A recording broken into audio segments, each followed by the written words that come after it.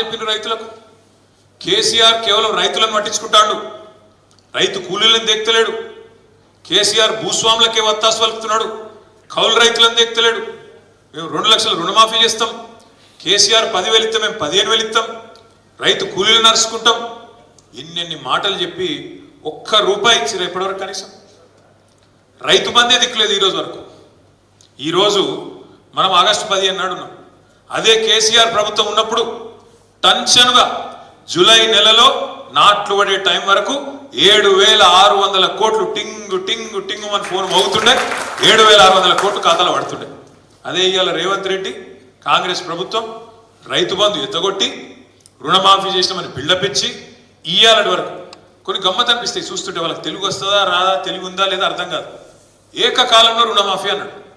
15 August వరకు చేయకపోతే లక్ష్మీ నరసింహస్వామి మీద అన్నాడు. మీ దగ్గర పెట్టుకున్నాడు ఏమన్నా? మీ దగ్గర కూడా ఏ దేవుని కాడిపోతే ఆ దేవుని కాడ ఒట్లేసిండు. మరి వీళ్ళు ఏం తారీఖు?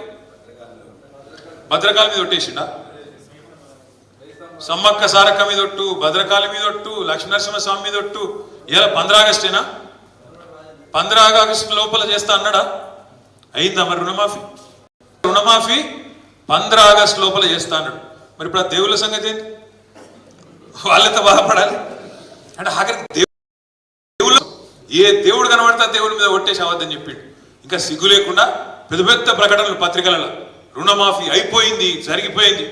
కానీ ఒక రైతులకే కాదు, కేంద్రంలో ఉన్న కాంగ్రెస్ వాళ్ళకు కూడా అర్థమైంది.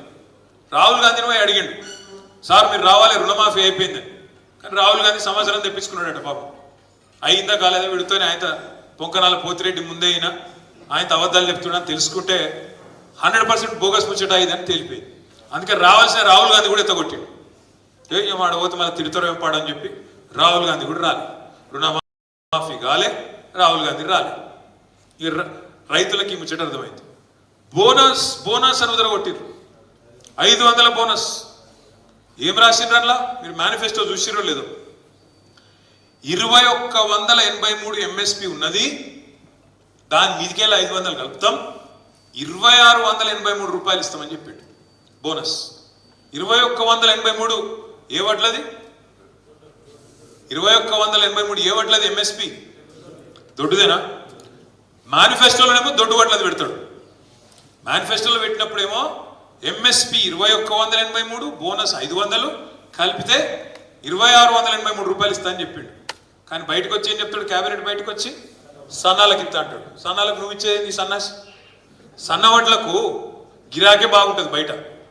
మామూలుగానే 10% మనోళ్ళు 10% వండిస్తారు కదా, అంతకంటే ఎక్కువ వండించారు మన దగ్గర.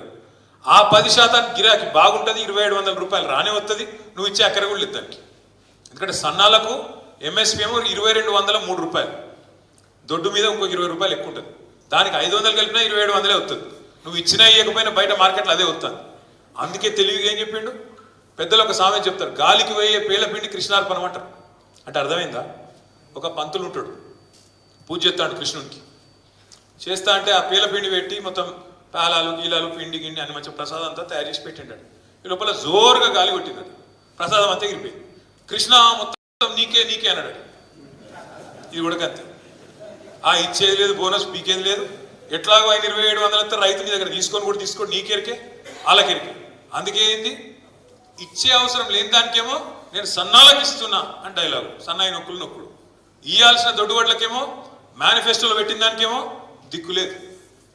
బోనస్ బోగస్ అయిపోయింది, రుణమాఫీ ఉత్తముచ్చట అయిపోయింది, రైతు కూలీల సంగతి ఉత్తదే, కౌలు రైతుల సంగతి అన్నీ ఇప్పుడిప్పుడే రైతన్నలకు కూడా మంచిగా అర్థమవుతుంది.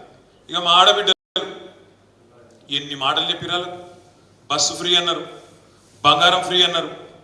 కేసీఆర్ ₹1,00,000 ఇస్తాడు పెళ్లికి, మేము తులం బంగారం ఇస్తా అన్నాడు. మరి ఇప్పటికి 2.5-3 లక్షల పెళ్లిలేని, రేపు 18 తారీఖు కూడా పిచ్చి పిచ్చుకునే పెళ్లిలు, లెక్కలేని పెళ్లిలు ఉన్నాయి 18 తారీఖు. మళ్ళీ శ్రావణ